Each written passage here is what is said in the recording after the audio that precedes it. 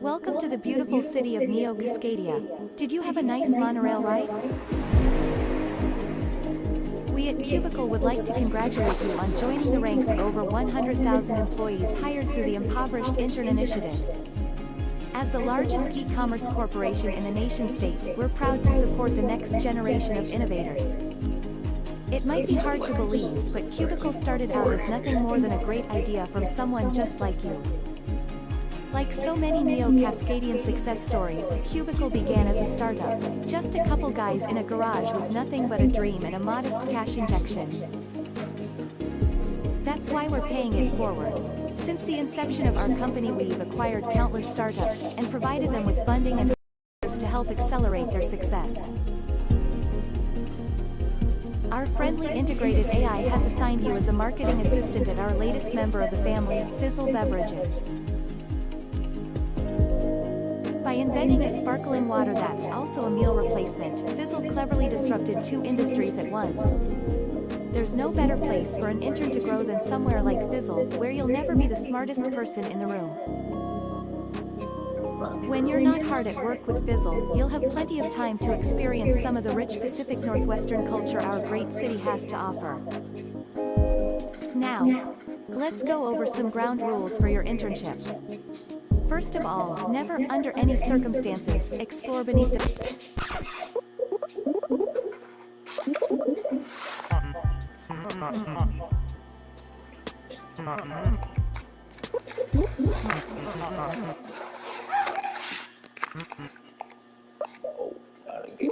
What is that?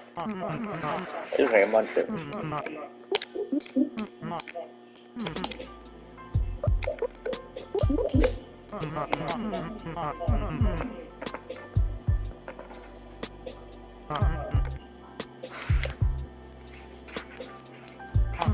There's a video game.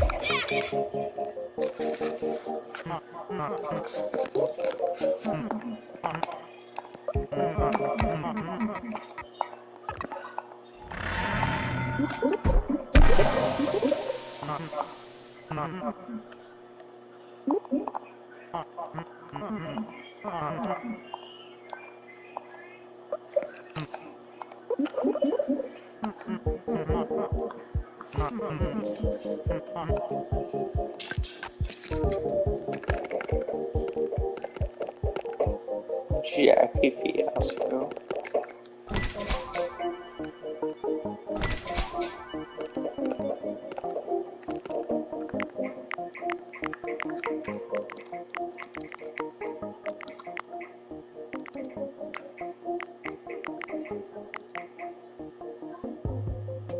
Oreo shake, some whipped cream.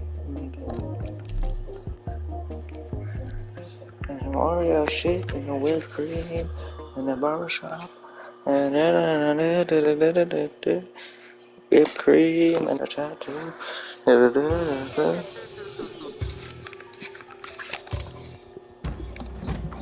Alright. Focus on it.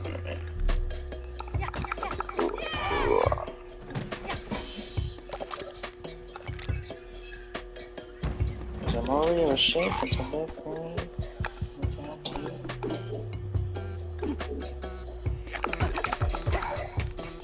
Slept.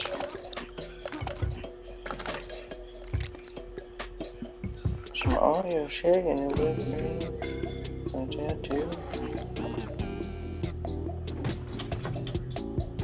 Let's see.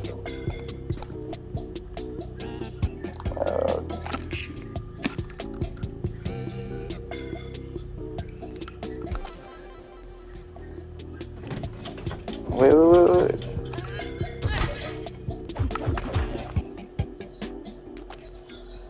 It's whipped cream and a tattoo. And an Oreo shake. Oh, I forgot I had more than one item. Oh, I didn't notice. Damn.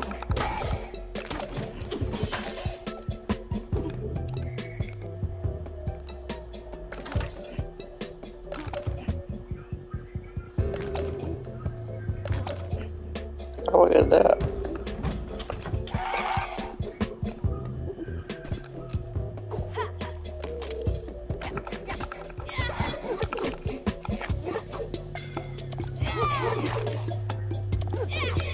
Cool.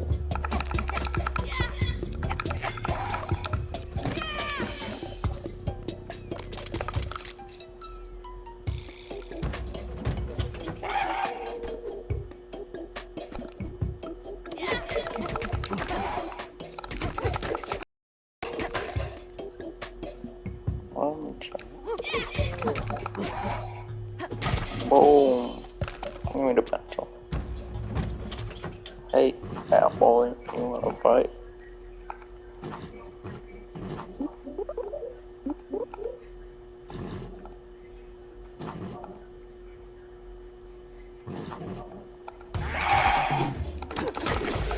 Whoa!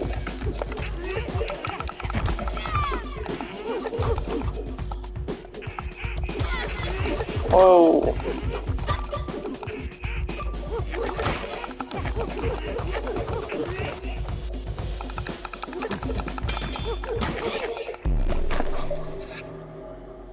God damn. I think it's beautiful. I guess, I don't know. Hello, the end is near.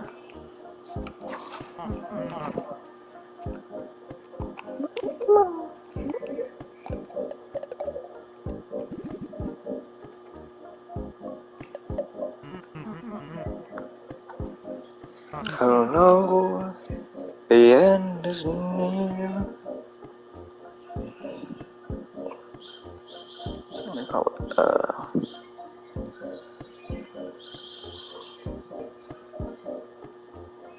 Photo.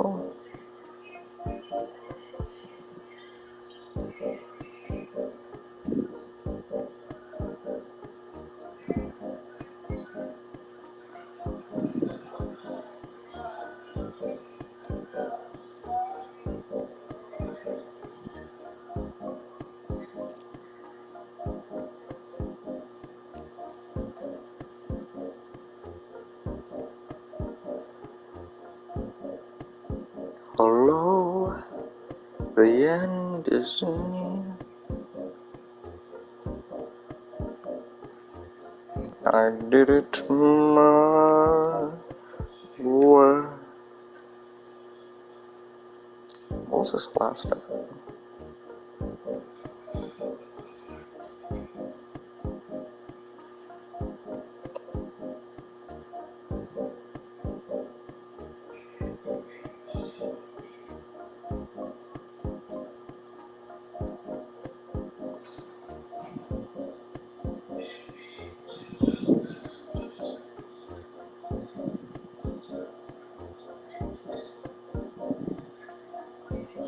Hello.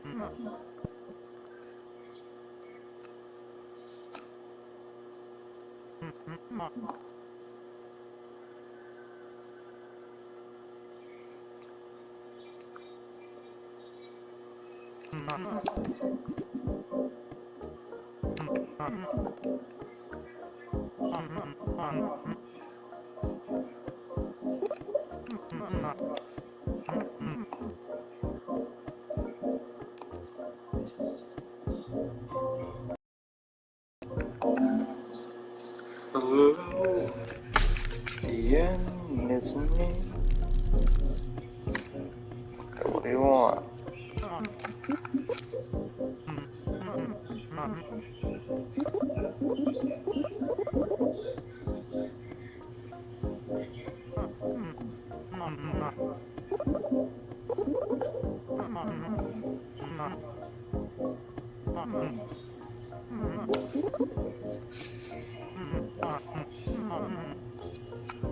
Roguelike moment.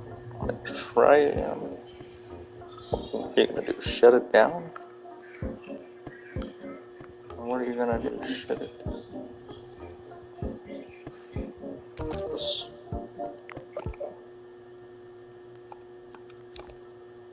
I did it my way.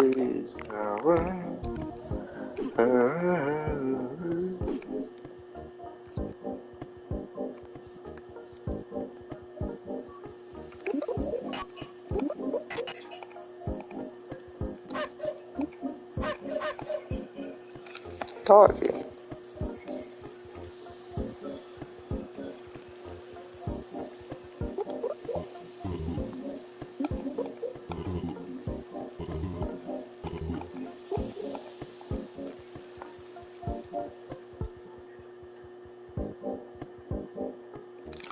Go.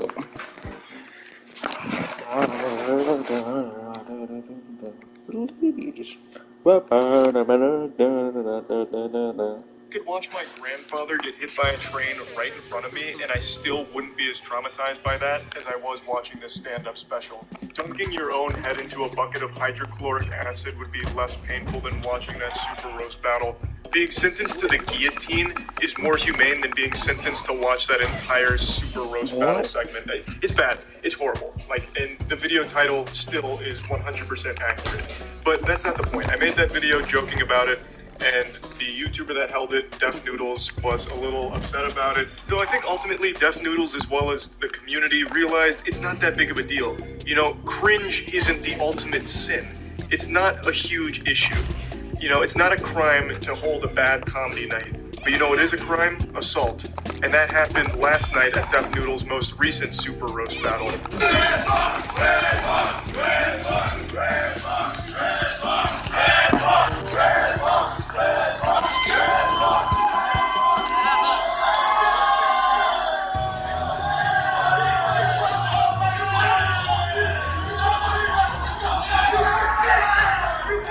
At At first I thought this was staged because it looks like something straight out of the WWE. I was half expecting Stone Cold Steve Austin to come out with a beer and a chair and hit Def Noodles in the back with it. But it wasn't. This is as raw as it gets. Def Noodles truly did blast through the door like the Kool-Aid Man and shove this guy into the crowd.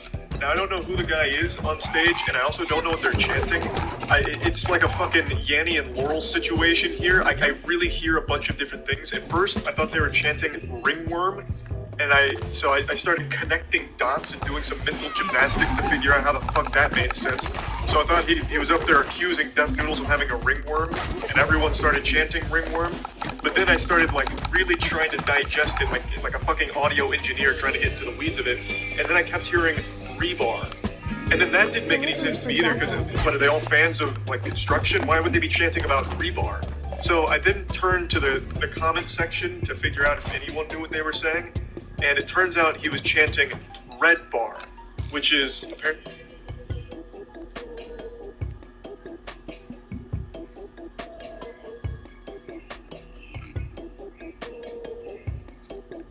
That's kinda nuts. What? Really a show that makes fun of Def Noodles sometime. So he was getting the crowd to turn against Def Noodles by chanting red bar, I think. That's the leading theory here, but I'm not 100% sure because I can't quite tell what he was saying. Also, this was filmed on a phone, but the whole event was live streamed yet again, and on the live stream, this whole section was muted. So that's of absolutely no value right now, but it does give us a really cool cinematic angle for the push.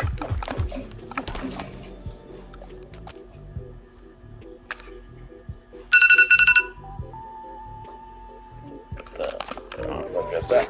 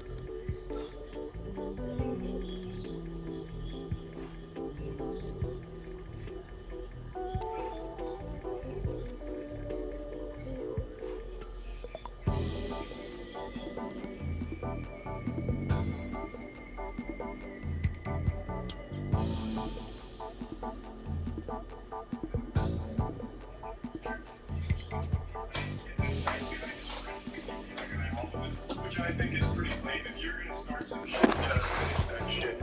You know, it's like vegetables. You gotta finish your plate. You can't just take a bite. If you're gonna push this guy and he's ready to respond, now it's on you to employ the knight's honor, you know, the code of conduct. You have started this fight. Now it is your time to engage in it. I don't like when someone does that and then immediately hides behind the muscle. So yeah, I do think that's pretty cowardly. However, I also don't think that this push is grounds for Def Noodles to be locked up, thrown in the slammer, or sued or anything. Yes, it is by definition assault, but I've always said this and I feel very strongly about it, and I know a lot of people don't like it, but I've always believed if you're going to go somewhere just to be a douchebag and try and instigate like a confrontation or just be like a general menace, then you shouldn't be surprised when somebody fights you back. I've always said this about pranksters, where a prankster's main shtick is, I'm gonna go step on someone's nice shoes or, you know, do something to actually like cause distress to someone else.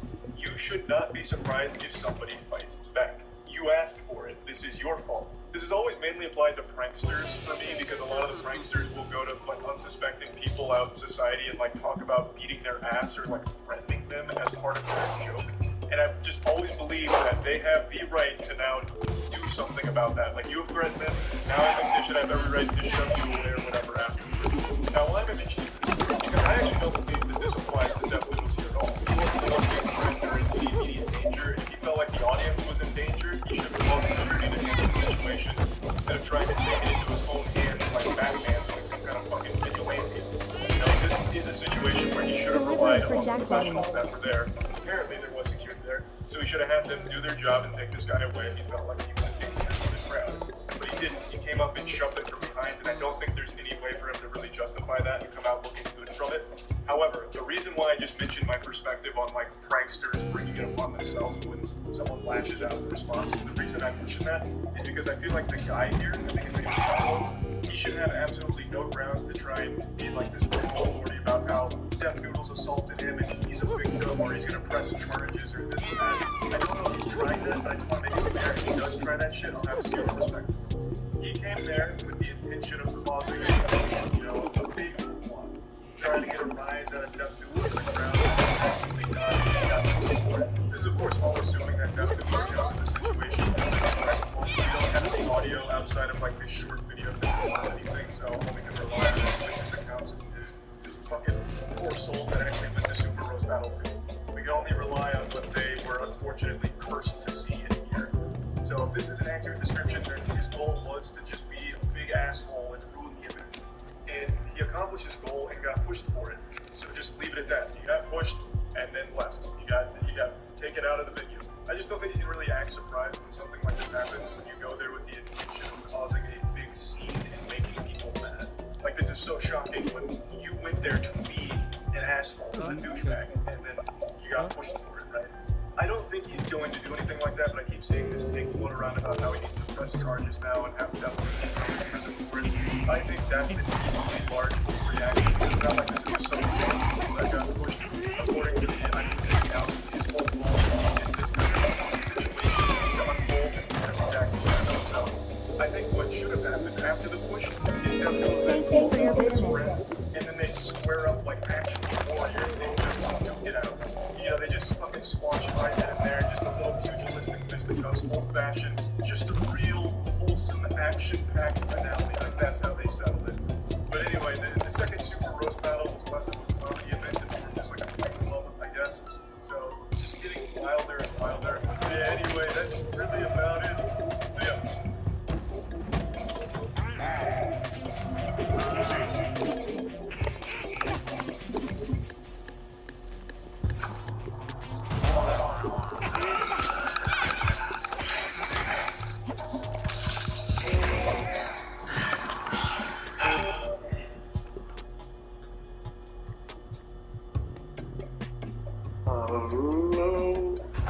The end is near.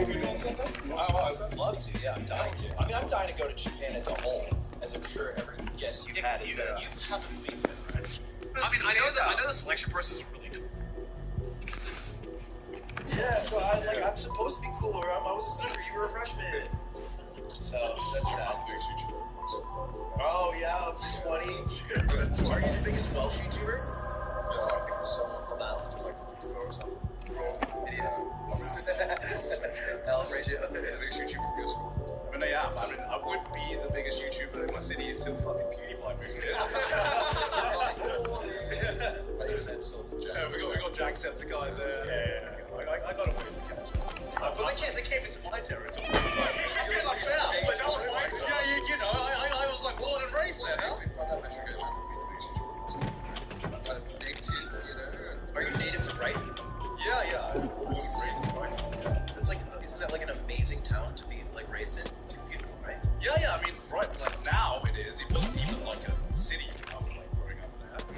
It was just like a small town, and then suddenly it became, I guess, now like the San Francisco, I guess, of the UK. It's the YouTuber hub. Yeah, now it's like the YouTuber hub of the UK. Yeah, everyone lives there. Yeah. Because either you go to London and like you hate life or whatever, or you move to Brighton and you have a great time. It's just a good life.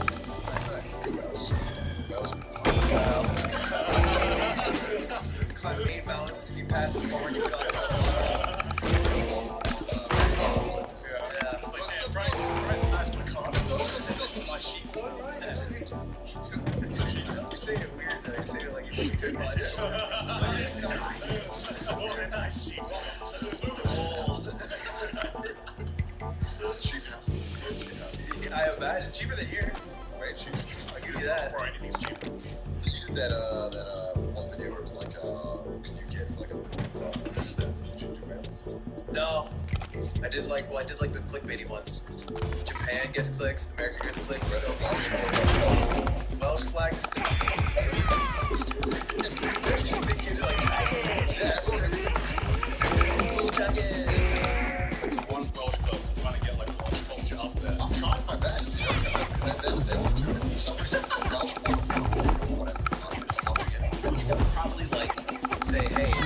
start a channel with you guys. You pay for it all, and you just teach Welsh lessons once a week. Who would I talk to? Cubicle If I'm has your not back. You like upload YouTube and you talk to the Welsh guy. I don't know, there's like 7. The Welsh guy! It's like 7 of us, dude. Just go Do in. you know any other Welsh YouTubers actually? Now that I think about it. No. No, not at all. No one can understand him. You know, I think I told about this story. There was this TV show that was produced by like because Wales has their own like TV networks that and they had this documentary which was like about successful Welsh YouTubers, and I was so pissed off they didn't ask me. You weren't on it? No, because they've got someone who had like 10,000 subs. And I'm not like a guy who's like, I don't give a fuck about numbers. But at that one time, I was like, are you fucking kidding me? I would have said yes. They didn't even reach out to me. Wait, were you living in Wales? No, but that's even more That's hype. probably, yeah. That's more hype, though. Come see me in Japan, dude. From Wales. That's awesome. Like I said, that's a success story. Your accent's not picking up for them anymore. I could have I just make these videos in Japan, you see. I'm not going about it. I'm doing 2008. And we make these fun videos. Like, I would have done it. Whatever they wanted, I would have done it. I would have been flexing anything. I was so annoyed they didn't ask me. And I'm like, yeah, I just thought, come on, there's more than people with 10,000 subs. There's someone else who can go. You should bring him up, be like, Working. I think that's where like the production company was like, now we found this guy. Like follow me. They probably found a guy, and then they're like, oh, we'll make a segment. No, we'll make a segment, we'll find a guy. What the fuck's the point of this? It's not even their main thing. It's like just I'm just like, come on. What even Do they have in Wales? happened? Is it a president? We do have a we have a Oh my prime god. Prime Minister? Yeah. Be that. Go be that. I don't think it's that easy. How many people live in Wales? In my mind, 3 million. just 3 run million. for. Oh, that's pretty big. Well, England is like 60. I mean, yeah, I know it's not that big, but it's bigger than I thought it'd be. Yeah, well, it's more than Northern Ireland, so we're not the smallest. Right. Hey, you're not Isle of Man. Well, Yo's got that. who wants to be the island? Exactly. Yeah. Chris says it's nice there. Well, I love that. Yeah. Yeah, I've heard it's really good. I haven't been myself. Awesome.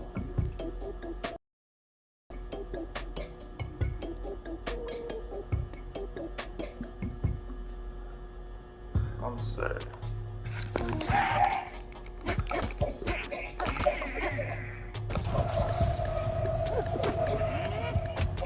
Did you know that there's a purpose in plasma being used to help treat people with rare diseases? Consider donating at BioLife Plasma Services. And when you donate plasma at BioLife, we can go to the person as a token of appreciation for your time.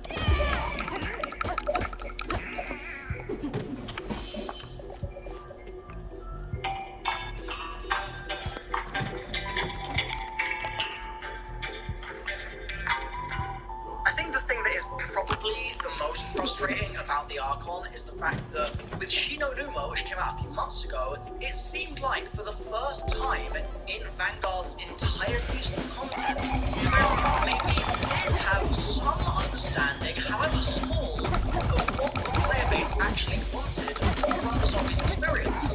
But then Archon has turned around and gone, JK, it was just luck. We're in a weird place right now. Zombies is not, in theory, getting a new mainline map until 2024, and it'll be the end half of 2024 at that, October or November. So again, in theory, assuming we don't get any surprise standalone Zombies games or Zombies Chronicles 2s or whatever the hell, we now have a delightful 2-year gap ahead of us in Zombies, and even then, that 2 years may end up being longer. We don't know if that's going to change in development. We've seen it happen before dozens of times where the Returning to intention business. of the game, the plan for the game, the goal for the game is not met, and a hard pivot happens. Wow, that is a West new End. entire genre of multiplayer comes out, like Battle Royale games. Suddenly there's a pivot to those, etc., etc. And that could mean that we don't get Zombies till 2025, or potentially even ever. And for now, at least, it truly has ended, not with a bang, but with a whip. From the very beginning, it's been plainly obvious that Vanguard has lacked certain critical features that make a normal Zombies platformer. And Shino Numa being round-based instead of whatever we're calling the other system don't think. It made things significantly more enjoyable, but under the hood, I think there were still problems percolating and bubbling away in the Treyarch office that didn't necessarily show their faces in Shinonuma, but were still present. And now we have the Archon, and the problems are apparent and staring you in the face. And in trying to understand why on earth this is happening to our beloved mode, I think we have to zoom out a little bit and consider the fact that Activision may simply not have faith in zombies as a product anymore. It stings. It definitely really hurts. But let's try and look at it from their perspective for a moment. Warzone is obviously incredibly successful in bringing in higher concurrent players than Call of Duty has ever seen before, and it's obviously the cash cow of the game. In comparison, Zombies DLC this year has been free, and on the microtransaction side of things, there hasn't really been anything that Zombies players would be especially compelled to buy in order to keep playing Zombies.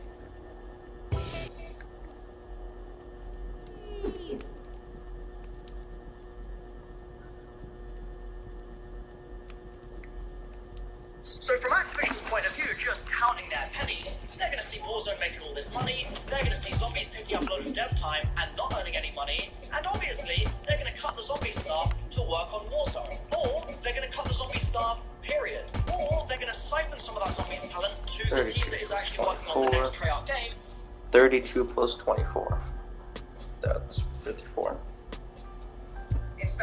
32 plus 24. 32 plus 24. Jesus, 56. I don't know. Because they're like, well, Vanguard's not doing so hot, it's a bit of a write-off, so we don't really have any faith in it being a money earner for us this year. Let's scrap the resources for it and just put people on Treyarch's COD 2024. And so regardless of whether or not you believe me when I say that there's clearly some kind of production issues and resource either misallocation or simply resource allocation to other things going on right now, so that we don't get all of the bombastic and exciting experiences that we're used to from any traditional mainline Zombies mode. I'm saying it because it's apparent. And the Archon, as a final effort to close out their obligation for the DLC that will be released over the year, is pretty miserable, to be honest. It's on Terraform Victor, probably the most hated map.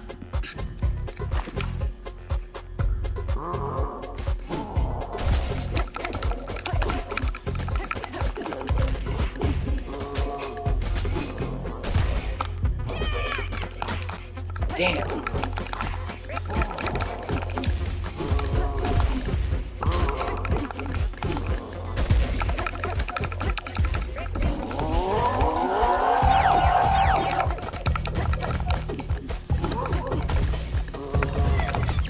Shit.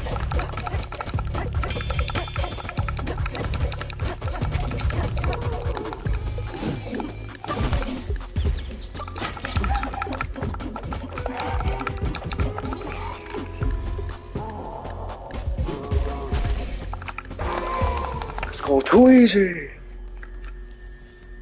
Spades to black. Oh. I don't think I ever got this far when I had it on Steam. Cause I bought it and played it like one time.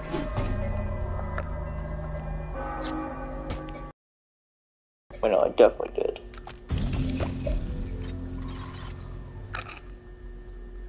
Look at that. First try. Let's go!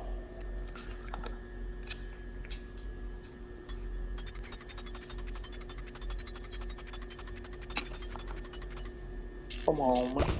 That still wins. Come on, man. That's too easy.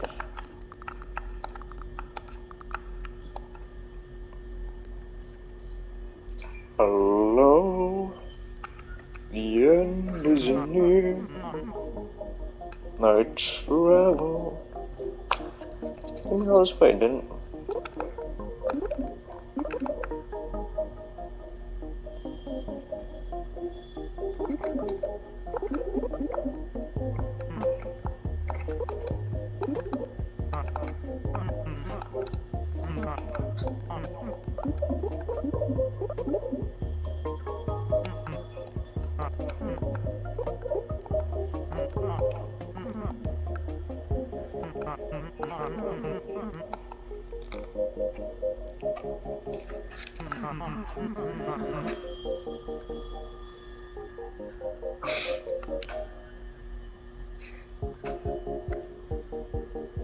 Okay.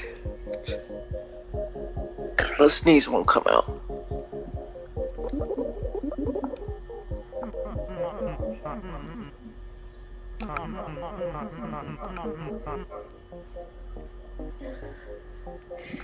We're running up the hill. Let's go.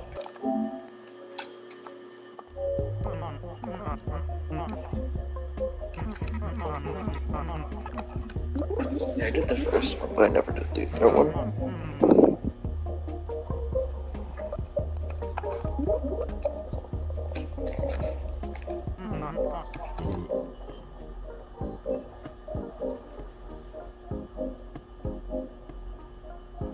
Hola. Daniel.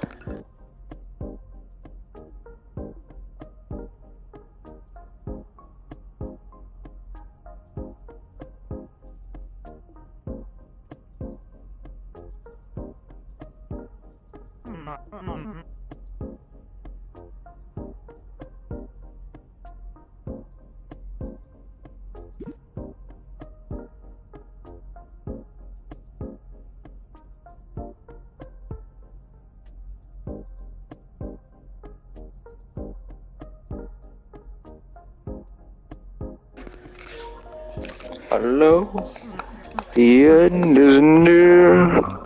I traveled the earth.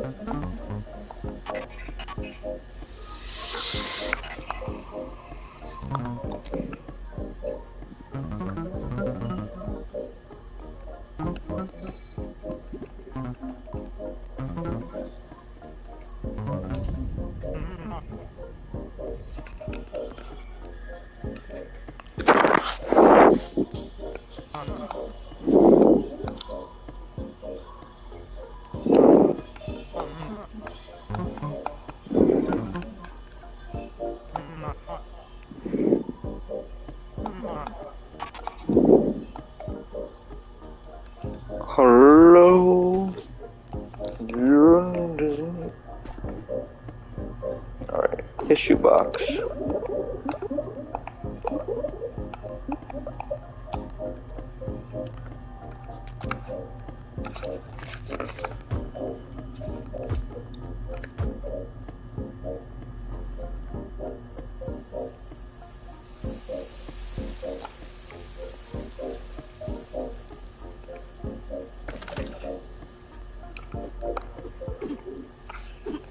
What do I do with the currency though? Do like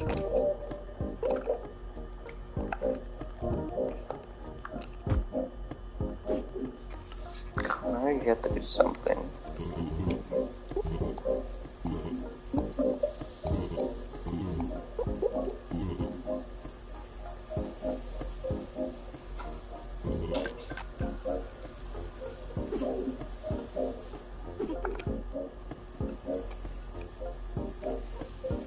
Here we go.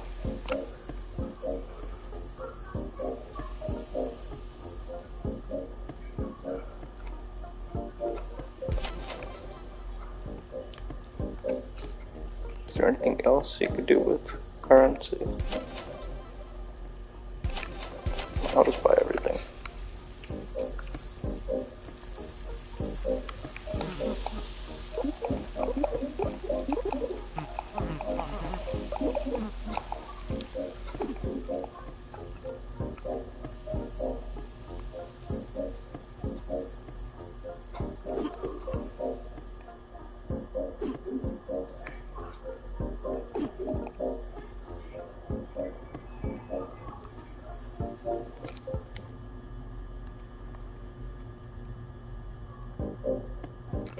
You bastard, you traitor. You traitor.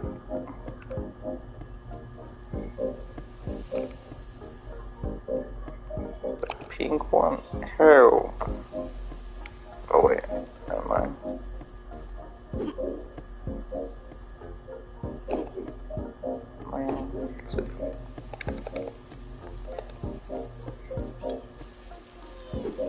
Wow. So cool. Person named Eddie Munson. Eddie Munson? What? Reach the bottom of the 6-point feet of us. We'll stop here.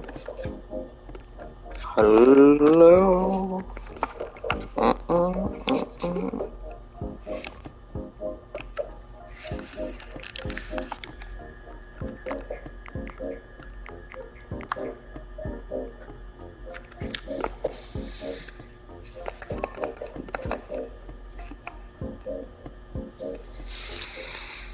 I think I'll read some Animal Man.